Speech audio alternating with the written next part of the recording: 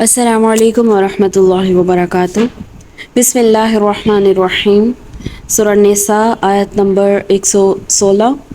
ان بے شک اللہ تعالیٰ لا یغفر نہیں وہ بخشتا ان یشرک یہ کہ شریک لایا جائے، شریک ٹھہرایا جائے بھی اس کے ساتھ، ویغفر اور وہ بخش دیتا ہے ما دون ذالک سوائے اس کے، لمن یشاء جسے وہ چاہے، یعنی اس گناہ کے سوائے جسے وہ چاہے وہ بخش دیتا ہے۔ ومن یشرک اور جو شریک ٹھہرائے باللہ اللہ کے ساتھ، فقد پس تحقیق ضل گمراہ ہوا، ضلالا بعیدا دور کی گمراہی۔ آیت میں کیا کہا جا رہا ہے کہ اسے اللہ تعالیٰ قطعاً نہیں بخشے گا کہ اس کے ساتھ جو شریک ٹھہرا دے، شرک کر لے، شرک کے علاوہ کوئی بھی گناہ ہے جس کو بھی چاہے گا وہ معاف فرما دے گا، بلکہ اللہ کے ساتھ شریک کرنے والا بہت دور کی گمراہی میں جا پڑے گا۔ یعنی شرک جو ہے ناقابل معافی جرم ہے جسے اللہ کسی صورت میں بھی معاف نہیں کرے گا۔ ان یدعونا نہیں وہ پکارتے، من دونہ اس کے علاوہ، دونہ اس کے علاوہ، الا مگر، اناسا عورتوں کو، وان اور اگر، یدعونا وہ نہیں پکارتے اور وہ اگر پکارتے بھی ہیں، الا مگر، شیطانن شیطان، مریدا سرکش کو، وان اور نہیں، یدعونا وہ پکارتے، الا مگر، شیطان مریدا مگر سرکش شیطان کو۔ کیا کہا جا رہا ہے کہ مشرکوں میں جو شرک کے تقسیم ہے نا، اقسام ہے جو اس کی، وہ موٹی موٹی 3 اقسام ہیں، اور وہ تینوں ہی اس جملے میں بتا دیے۔ کیا کہ شرک فی الذات، اس لحاظ سے مشرکین اپنے دیویوں کو اللہ کی بیٹیاں اور بیویاں سمجھتے ہیں، اور ان دیویوں کے ناموں سے ہی یہ بات ظاہر ہوتی ہے، جیسے الہ سے لات اور عزیز سے عزا وغیرہ۔ تو شرک فی الصفات یعنی اللہ کی یہ صفت ہے کہ جہاں بھی اسے کوئی شخص پکارے وہ اس کی فریاد سنتا ہے، اور مشرکین کا عقیدہ بھی یہی ہے کہ دیویاں جو ہیں وہ ان کی فریاد سنتی ہیں۔ تیسری جو شرک کی قسم ہے وہ ہے شرک فی العبادت، یعنی قرآن کی تصریح کے مطابق کسی کو اس عقیدے سے پکارنا کہ وہ اس کی فریاد سن کر اس کی مشکل دور کر سکتا ہے یا اسے کوئی فائدہ پہنچا سکتا ہے، تو کیا ہے، تو مشرکین بھی ایسا ہی عقیدہ رکھتے تھے، دیویوں کو پکارتے تھے، جو کہ ایک صریح قسم کا جو ہے وہ شرک ہے۔ ٹھیک ہے، تو ان تینوں صفات کا اس کے اندر ذکر آ گیا کہ جو اللہ کے سوا پرستش کرتے ہیں تو عورتوں کی کرتے ہیں، اور پکارتے ہیں تو سرکش شیطان کو، لعنت اللہ لعنت ہے اللہ کی، وقال اور کہا، لأتخذن البتہ لوں گا میں، من عبادک تیرے بندوں میں سے، نصیباً ایک حصہ، مفروضہ مقرر۔ تو ابلیس یعنی شیطان کو پکارنا اس لحاظ سے ہے، یعنی پیچھے جو بات آئی ہے نا کہ وہ پکارتے ہیں، اللہ کے ساتھ شریک ٹھہراتے ہیں تو وہ دور کی گمراہی میں پڑ جاتے ہیں، اور وہ نہیں پکارتے مگر صرف سرکش شیطان کو، یعنی شیطان کو پکارنا اس لحاظ سے کہ انسان کو شرک کی جتنی بھی راہیں سجھائی گئی ہیں سب شیطان ہی کی سجھائی گئی ہیں۔ ٹھیک ہے، کوئی ایسا عقیدہ رکھ کر چاہے کسی کو بھی پکارا جائے تو وہ پکار بھی شیطانی ہے اور شیطان ہی کو پکارنے کے مترادف ہے۔ پھر اگلی آیت میں کیا فرمایا کہ یہ مقررہ حصہ وہ لوگ ہیں جو شیاطین کے فریب میں آ کر اللہ کے ساتھ شریک کرتے ہیں، کیونکہ یہاں پر شیطان نے کیا کہا،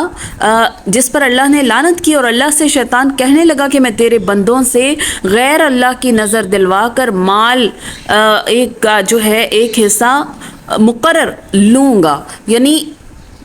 کیا کہ تیرے بندوں میں سے مقرر شدہ حصہ لے کر آؤں گا۔ تو یہ مقررہ حصہ وہ لوگ جو شیطان کے فریب میں آ کر اللہ کے ساتھ شریک کریں گے، گمراہ ہو جائیں گے، اور یہ مقررہ حصہ آدھے سے بھی زیادہ ہوگا، جیسے اللہ تعالیٰ نے ایک دوسرے مقام پر بھی فرمایا، انشاءاللہ آگے پڑھیں گے، کہ ہم نے بہت سے جن اور انسان جہنم کے لیے پیدا کیے ہیں۔ وَلَأُضِلَّنَّهُمْ اور البتہ گمراہ کروں گا ان کو، وَلَأُمَنِّيَنَّهُمْ اور آرزویں دلاؤں گا ان کو، وَلَآمُرَنَّهُمْ اور حکم دوں گا ان کو، فَلَيُبَتِّكُنَّ کہ البتہ وہ کاٹیں گے، آذان الانعام جانوروں کے کان، وَلَآمُرَنَّهُمْ اور البتہ حکم کروں گا انہیں، فَلَيُغَيِّرَنَّ اور پھر پھیر ڈالیں گے، خلق اللہ صورتیں بنائی ہوئی اللہ کی طرف، وَمَن اور جو کوئی یتخذ پکڑے گا شیطان شیطان کو ولیًا دوست بنائے گا، من دون اللہ اللہ کے علاوہ، فقد پس تحقیق، خسرا تو کیا ہے وہ پڑ گیا، اس نے خسارہ پایا، خسران مبینہ، واضح نقصان اس کا ہو گیا۔ یہ شیطان کا ہی کلام ہے۔ وہ کیا کہہ رہا ہے کہ میں گمراہوں میں ان کو گمراہ کروں گا، انہیں امیدیں دلاؤں گا اور انہیں یہ سکھاتا رہوں گا کہ جانوروں کے کان وہ چیرتے رہیں، اور ان سے کہوں گا کہ اللہ کی بنائی ہوئی صورت کو بگاڑ دیں۔ تو سنو، جو شخص اللہ کو چھوڑ کر شیطان کو اپنا دوست بنائے گا وہ سری نقصان میں ڈوبے گا۔ تو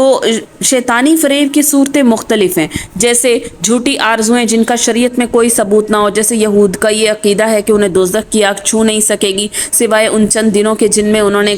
گائے کی پوجا کی، یا جیسے کہ ہم وہ کہتے ہیں کہ ہم جو ہے وہ انبیاء کی اولاد ہیں، اللہ کے چہیتے اور پیارے ہیں، تو ہمیں آخرت میں عذاب نہیں ہوگا۔ تو ایسی جھوٹی آرزوئیں ان کو دلاؤں گا، اور عقائد یہ شیطان ہی خوبصورت بنا کر ان کے سامنے پیش کرتا ہے، جس کی وجہ سے انسان گناہوں پر دلیر ہو جاتا ہے۔ اور یہ بات صرف یہودیوں تک محدود نہیں ہے، بلکہ نصارہ اور مسلمان بھی اس معاملے میں شیطان کے فریب میں ہیں۔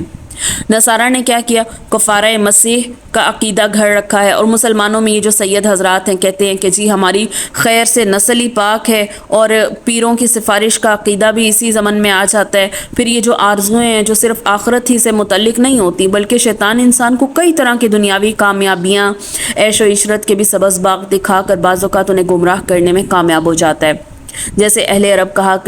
کیا کرتے تھے کہ جب ایک اونٹنی 10 بچے جن لیتی، یا جس اونٹ کے نطفے سے 10 بچے پیدا ہو چکے ہوتے، تو اسے وہ اپنے دیوتا کے نام پر چھوڑ دیتے، اور اس سے کوئی بھی کام لینا وہ حرام سمجھتے تھے۔ اس کے علاوہ اس کے کان چیر دیتے تھے، یعنی مختلف طرح کی وہ کرتے تھے۔ اس آیت کے پھر بہت سے مفہوم ہے کہ شکل و صورت میں تبدیلی کروا دوں گا، یعنی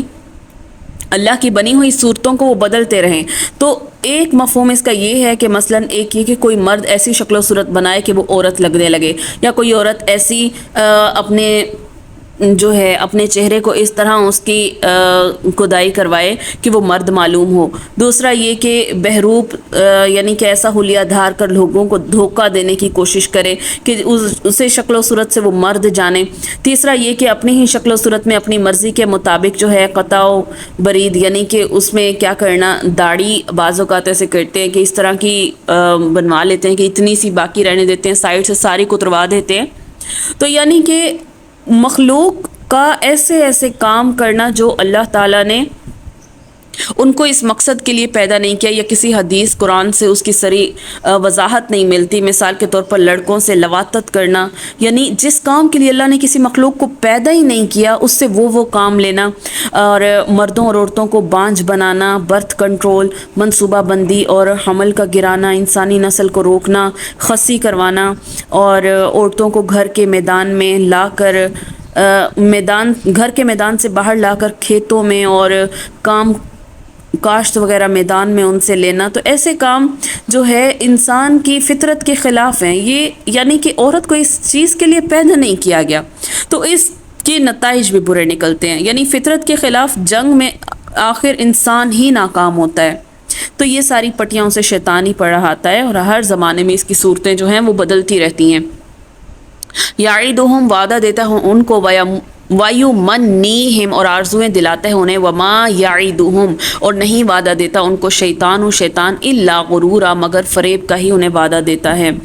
یعنی ان سے زبانی وعدے کرتا رہے گا، سبز باغ دکھاتا رہے گا، مگر یاد رکھو شیطان کے جو وعدے ان میں سے ہیں وہ سراسر فریب کاریاں ہیں۔ مثلا شیطان کا یہ پٹی پڑھانا کہ توحید کے ہوتے ہوئے باقی سب گناہ جو ہے وہ معاف ہو جائیں گے، تو اس طرح انسان گناہوں پر دلیر ہو جاتا ہے کہ ہم اللہ کو تو ایک مانتے ہیں، پھر چاہے اس کے ساتھ جتنے مرضی ہم نے اپنے مرید بنا لیے ہیں، جتنے پیر فقیر بنا لیے ہیں، اور یہ سارا اس طرح کا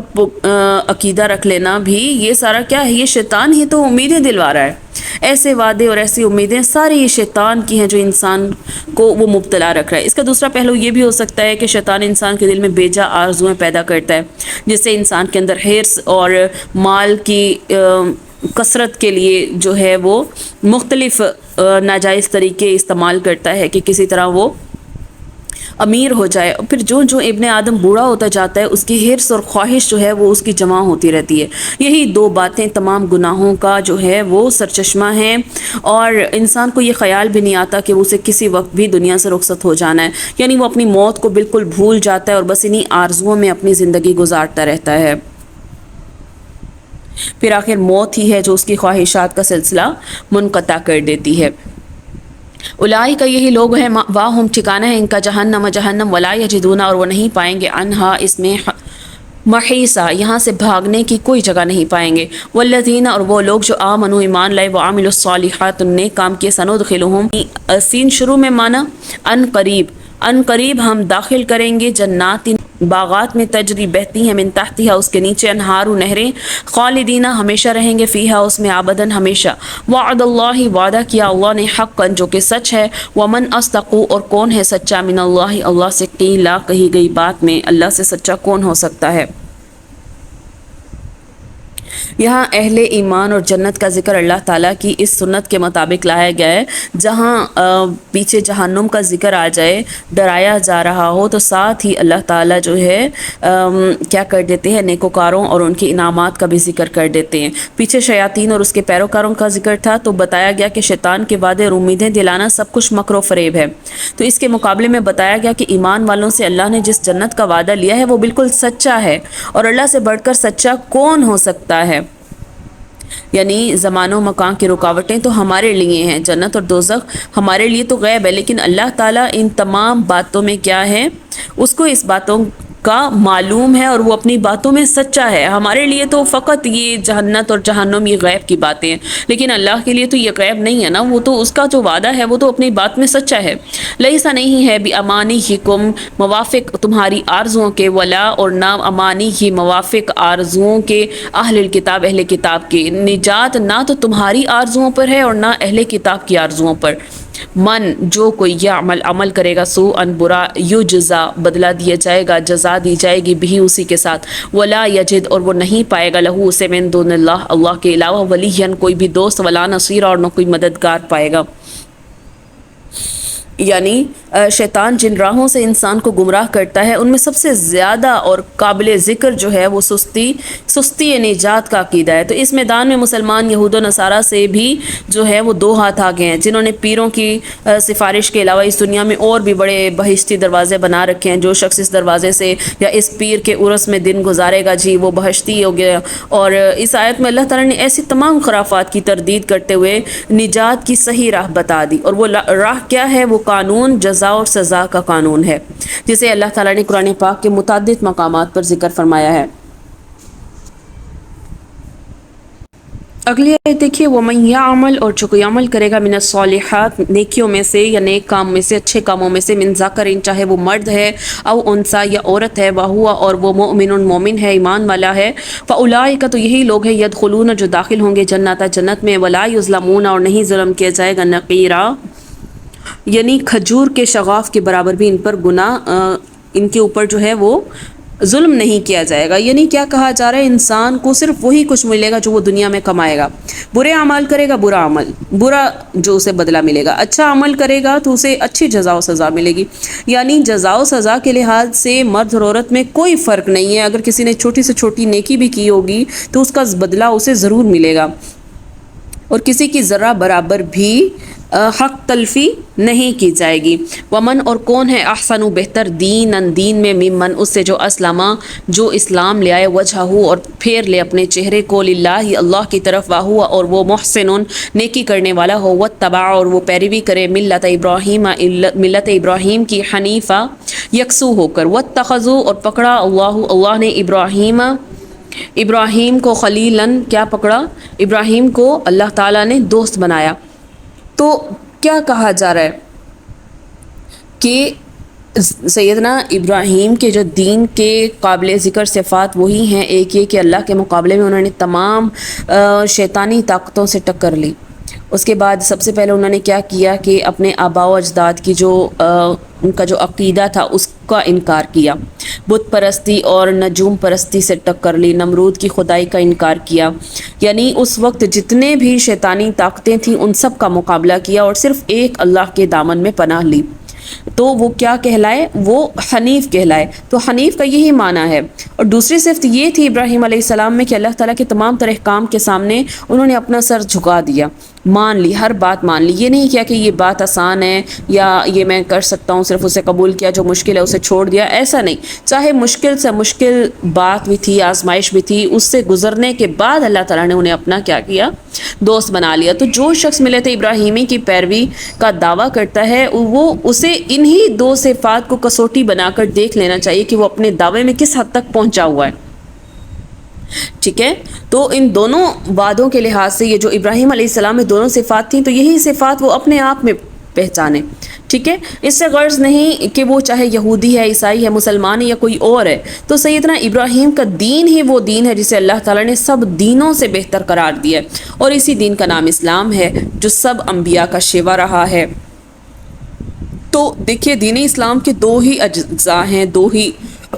جز ہیں کہ اللہ کے سامنے سر جھکا دیا جائے، اور دوسرا اچھے اعمال بجا لائے جائیں، جتنی انسان میں وسعت ہو، کسی پر بھی انکار نہ کیا جائے، یعنی اللہ کے آگے جھک جایا جائے۔ وَلِلَّهِ، اور اللہ ہی کے لیے ہے، مَا فِی السَّمَاوَاتِ، جو آسمانوں میں ہے، وَمَا فِی الْأَرْضِ، اور جو زمین میں ہے، وَكَانَ اللَّهُ، اور ہے اللہ، بِكُلِّ شَيْءٍ، ہر شے پر، مُحِیطًا، اس کا احاطہ کیے ہوئے ہے۔ یعنی جزا و سزا کا قانون بیان کرنے کے بعد یہ فرما دیا کہ کائنات کی ایک ایک چیز اس کا مالک اللہ ہی ہے، تو اس لحاظ سے اپنے اس قانون کو نافذ کرنے کی وہ پوری پوری قدرت رکھتا ہے، اور تم اس کی گرفت سے کسی صورت بھی نہیں بچ سکتے۔ سبحانک اللہم و بحمدک، نشہد ان لا الہ الا انت، نستغفرک و نتوب الیک۔ السلام علیکم ورحمۃ اللہ وبرکاتہ۔